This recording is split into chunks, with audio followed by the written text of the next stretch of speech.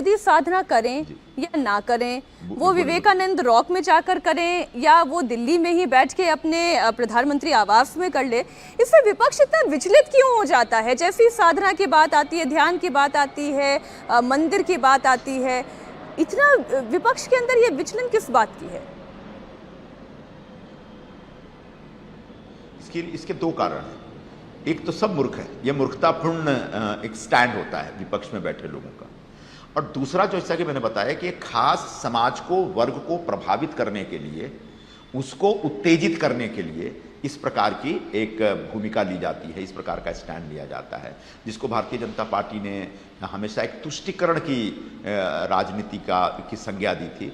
तो एकदम से ये तुष्टीकरण नहीं है, लेकिन जानबूझ के दूसरे वर्ग को जगाने के लिए, उत्तेजित करने के लिए प्रधानमंत्री या किसी भी हिंदू प्रयास या हिंदू परंपरा या हिंदू आग्रहों के ऊपर ऐतराज करना, यह एक पुराना शगल है जो विपक्ष में बैठे, जो कम्युनिस्ट टाइप के लोग हैं, सोशलिस्ट टाइप के लोग हैं, और कांग्रेस में पहले ऐसा नहीं था, लेकिन अभी तो कांग्रेस पूरी तरह से लेफ्टिस्टों के दबाव में है, लेफ्टिस्टों के प्रभाव में है। जितने मेन नेता हैं सब या तो नास्तिक हैं या लेफ्टिस्ट हैं या सोशलिस्ट हैं। उनको इस देश के मुख्य धारा की जो राजनीति है, मुख्य धारा का जो विचार है, मुख्य धारा की जो सोच है, इस सोच का अब एहसास नहीं रहा। इस सोच से बिल्कुल वो डिस्कनेक्ट हो गए, इसलिए वो ऐसी बातें करते हैं जिससे यहाँ का सर्वसामान्य वर्ग जो है, जो बहुसंख्यक वर्ग है, वो इनसे कनेक्ट ही नहीं कर पाता। इसलिए पिछले 10 वर्षों से ये संघर्ष कर रहे हैं, और अगर यही हरकत रही तो आने वाले दिनों में भी ये जो विपक्ष में बैठे लोग हैं या कांग्रेस में बैठे लोग हैं, यूं ही संघर्ष करते रह जाएंगे। कपिल सिब्बल ये कह रहे हैं कि ये दरअसल ध्यान करने नहीं जा रहे हैं, वो प्रायश्चित करने जा रहे हैं।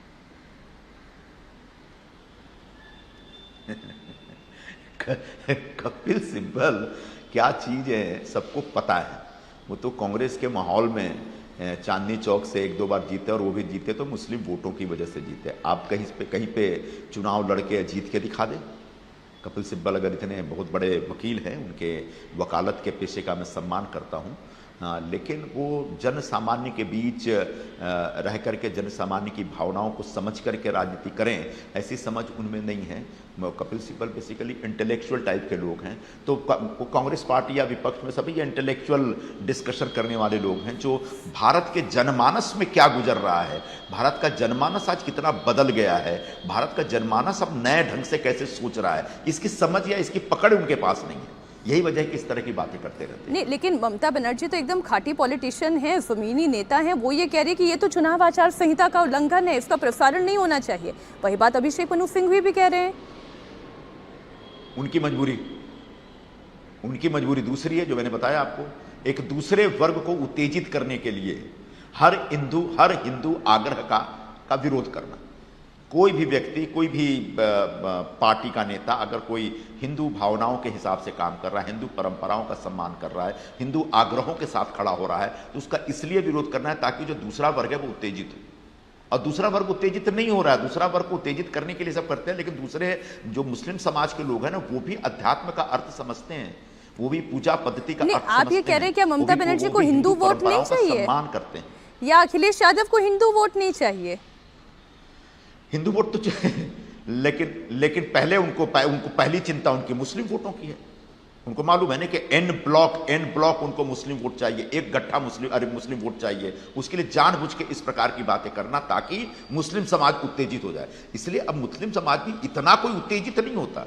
उसमें भी ठीक है, आज के जो नौजवान हैं, जो थोड़ा सा जोश में रहते हैं, वो लोग होते होंगे, लेकिन सामान्य तौर पर मुस्लिम समाज भी अध्यात्म को समझता है, पूजा पद्धति को समझता है, ध्यान को समझता है, साधना को समझता है, और वो कभी भी इनके झांसे में, इनके बुलावे में, इनके बहकावे में नहीं आएगा। लेकिन ये जो विपक्ष में बैठे हुए लोग हैं, चाहे ममता दीदी हो या अखिलेश हो या फिर कांग्रेस वाले हों, ये सब बुनियादी तौर पर एक खास वर्ग को पटाने के लिए, उत्तेजित करने के लिए, अपने ताबे में लेने के लिए इस प्रकार की हरकतें करते हैं। और अगर प्रधानमंत्री साधना कर रहे हैं या फिर ध्यान कर रहे हैं या मेडिटेशन कर रहे हैं, तो उसका किसी तरह से विरोध करना कोई ना कोई आधार बना करके, मेरा मानना है कि उनका विरोध निराधार है, और उस विरोध में कहीं कहीं से भी कानून का किसी प्रकार का उल्लंघन नहीं है। वो विरोध जो आचार जी। संहिता की बात करें, आचार संहिता के दरमियान अगर पूरे चुनाव प्रचार के दरमियान तमाम लोग मंदिरों में जाते हैं, प्रचार खत्म होने के बाद भी हम जो उम्मीदवार हैं मंदिरों में जाते हैं, दर्शन करते हैं, प्रार्थना करते हैं कि भगवान हमको सही रिजल्ट दीजिएगा,